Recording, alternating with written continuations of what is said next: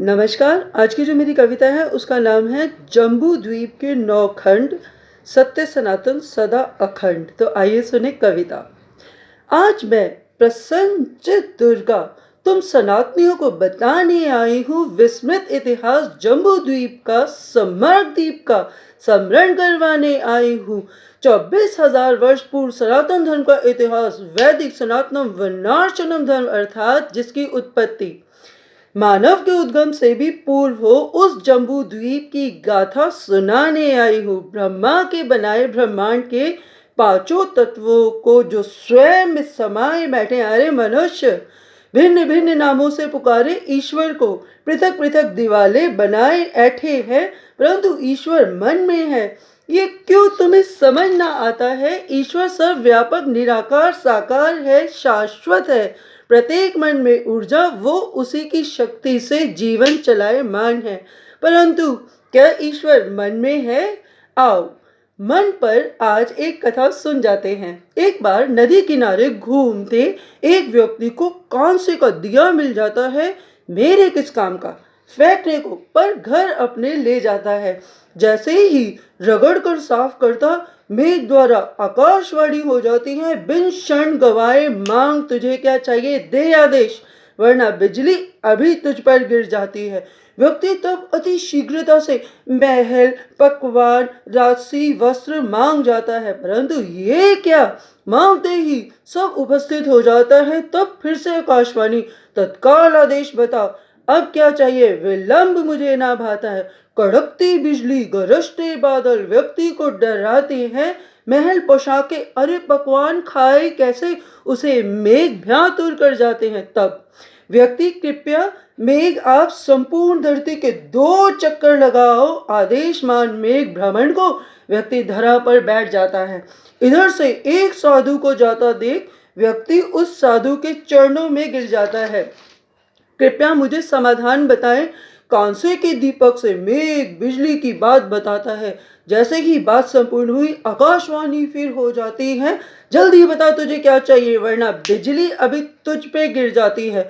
तब व्यक्ति साधु तब एक सुझाव सुझाता है, इसको बोल, एक बांस का डंडा लाए जो आसमान तक जाता है। उसी समय बांस का डंडा गड़ा धरती में आकाश तक जाता है। साधु तब, अरे इसको बोल इस डंडे पर उतरता चढ़ता रहे जब तक कोई और आदेश ना आता है। आदेश पाते ही मेघ हो जाता व्यस्त। तब व्यक्ति साधु को, धन्यवाद, कृपया बताइए ये मेघ मुझे क्यों डराता है। सुन, ये मेघ है तेरे अंदर में बैठा मन। मन, हाँ, बिन पंख लगाए उड़ जाता है, वर्तमान में जीने नहीं देता, भूत भविष्य में घुमाता है। तब व्यक्ति, कृपया बताए आप कौन है। मैं तेरी अंतरात्मा हूँ। जब जब हृदय से पुकारे मुझको, मैं उपस्थित सही राह बताता हूँ। कथा संपूर्ण सुनो। मैं दुर्गा तुमको आत्म तत्व ऊर्जा का बोध कराती हूँ। ब्रह्मांड अंड स्वरूप है, पृथ्वी अंड है, जीवन कहो या कहो ऊर्जा, ये सूर्य से है जीवन। धरती पर बताती हूँ अनादिकाल से कर रहा प्रकाशित जो ब्रह्मांड को, हाँ वो ही सूर्य। सूर्य से सृष्टि, सूर्य से वृष्टि, तृष्टि, पुष्टि, प्राण ऊर्जा है देह में, वो सूर्य है। चारों वेद सारे ग्रह करे इसकी परिक्रमा, तुम्हें ज्ञात कराती हूँ। भूलोक और दूलोक के मांझ में जो अंतरिक्ष लोक है, सूर्य भगवान नक्षत्र तारों के मध्य में विराजित तीनों लोकों को प्रकाशित करते हैं। हर प्राणी मात्र में प्राण ऊर्जा बन, आत्मा स्वरूप दृष्टा बन, नेत्रों से झांकते हैं। प्राणियों, मनुष्यों ने पृथक पृथक पंथ, अंत में समय की गति मुझ ईश्वर तक आने के लिए बनाए हैं। सत्य सनातन धर्म प्राचीन है, आता मुझ तक, पथ स्वयं तुमने अपने भटकाए हैं। सुनो, सर्वप्रथम प्रजापति ब्रह्मा जी मानव जगत की सृष्टि के लिए मुख से ब्राह्मण, भुजाओं से क्षत्रिय, उर्वों से वैश्य, चरणों से शूद्र अर्थात 4 वर्णों की उत्पत्ति कर जाते हैं। तब इस पृथ्वी जम्बू द्वीप पर देवी देवता वास कर जाते हैं। कैलाश मानसरोवर वो ही क्षीर सागर है जहां श्री विष्णु संग लक्ष्मी जी के शयन करते हैं। उस समय देव असुर के द्वंद्व होते समय परिवर्तन से कुरु और पुरुवंश के युद्ध, विचारधाराओं में टकराव, धर्मांतरण, जम्बूद्वीप कई भागों में बढ़ जाता है। मैं माता दुर्गा तुम्हें बताना चाहूं, द्वंद्व मुझे कब भाता है। धरती पर जीने वाला प्राणी भिन्न भिन्न पंथ अपना आर्य स्वर्ग में आना चाहता है, तब ईश्वर भी कई रूप धरा पृथ्वी पर आते हैं। कब कौन सा अवतार निर्धारित है हमें वेद प्रभु अवतरण से पूर्व बताते हैं। वन में जीव भटकता जैसे, अरे इसी को तो जीवन कहते हैं।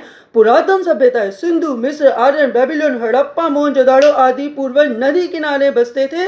वो परिपूर्ण भाषा अर्थात संस्कृत, ब्राह्मी, देवनागरी लिपि का प्रयोग करते थे। आधुनिक भारत को मिलवाने आज ऐतिहासिक परंपरा से आई हूँ जम्बू द्वीप था हुए भूखंड, खंड खंड को माला में पिरोने आई हूँ। हाँ मैं दुर्गा बिसरे जो पद से उन्हें मिलाने आई हूँ। प्रत्येक पंथ मुझ ईश्वरीय शक्ति से जुड़े हैं, तुम्हें जगाने आई हूँ। कोई साकार, कोई निरंकार, कोई मूर्ति पूजन में विश्वास करता है। पंच तत्व के पुतले मनुष्य, क्या तू मूर्ति नहीं? फिर मेरे होने ना होने की शंका क्यों करता है? सुन, आत्मा निराकार है, ये पंच तत्व में आती है, वरना क्या बिसात मृत शरीर की जो संपूर्ण है, परंतु ऊर्जा समाप्त हो जाती है। भिन्न भिन्न संप्रदायों ने बांटा जम्बू द्वीप को, परंतु आज भी पूजा पद्धति में शुभ कार्य जैसे विवाह, मुंडन आदि में जम्बू द्वीपे, भरत खंडे, आर्यावर्ते, देशागर्ते किधर से आया है? ये श्लोक ब्रह्म पुराण के अध्याय 18 श्लोक 21, 22, 23 में यज्ञों द्वारा जम्बू द्वीप के महान होने का प्रतिपादन कराता है। वायु पुराण के अनुसार संपूर्ण एशिया पहले जम्बू द्वीप कहलाता था। Paras, Iran, Afghanistan, Pakistan, Hindustan, Nepal, Tibet, Bhutan, Myanmar, Sri Lanka, Maldives, Thailand, Malaysia, Indonesia, Cambodia, Vietnam, Laos तक भारतवर्ष ही कहलाता था। महाभारत की गांधारी का देश गांधार अर्थात आधुनिक अफगानिस्तान की वो राजकुमारी थी। भूखंडों के कारण कैलाश मानसरोवर चीन में, हिंगलन माता मंदिर पाकिस्तान में, मानस शक्तिपीठ तिब्बत में, लंका शक्तिपीठ श्रीलंका में, गढ़ की शक्तिपीठ नेपाल में, घुमेश्वरी काठमांडू में, सुगंध करत्यो घाट चट्टल योगेश्वरी शक्तिपीठ बांग्लादेश में। इन सब शक्तिपीठ से जुड़ी माला तुम मुझे कब पहनाओगे?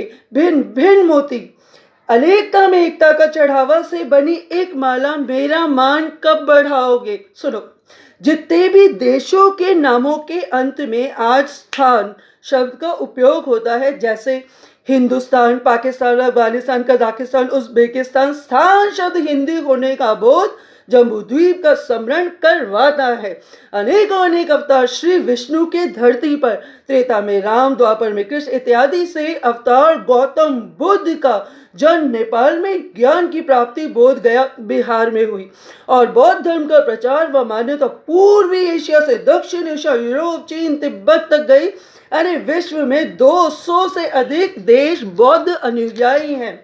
जैन धर्म के प्रथम तीर्थकार ऋषभ देव भगवान विष्णु के 8वें अवतार माने जाते हैं। जैन अर्थात जिन्होंने मन द्वारा अपने तन मन वाणी को जीत लिया हो। अहिंसा के उपासक भारत में पाए जाते हैं। पृथक पृथक धर्म मुझ ईश्वर तक आते हैं। दीवालों पर सूरज चंदा के सूचक हो, चाहे स्वास्तिक के चिन्ह बना लो, मुझ दुर्गा में सम्मानित हो जाते हैं। हिंदू मान्यताओं में स्वास्तिक की 4 रेखाएं, 4 वेदों, सृष्टि के रचयिता ब्रह्मा के 4 सिर, 4 पुरुषार्थ, 4 आश्रम, 4 लोक, 4 देवों अर्थात ब्रह्मा, विष्णु, महेश और गणेश को दर्शाते हैं।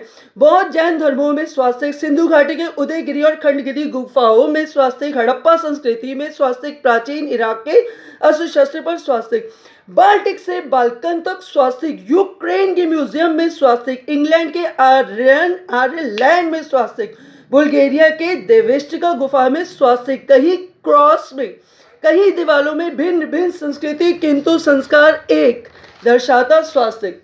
विश्व में भिन्न भिन्न रूपों में मैं दुर्गा पूजी जाती हूँ। चीन में तारा देवी, यूनान में नमीशियस, डायना, यूरोपा कहती हूँ, वेल्स में उर्वशी, फ्रांस में फ्लोरा, इटली में फेमिना, अफ्रीका में यशोदा, अमेरिका में पातालेश्वरी मानी जाती हूँ। भारत में तो मैं ही 9 रूपों वाली देवी दुर्गा कहती हूँ। निरंकार निराकार भी मैं हूँ, साकार आकार भी मैं हूँ, प्रकृति के कण कण में विराजित जन जन के हृदय में आत्मा भी मैं हूँ।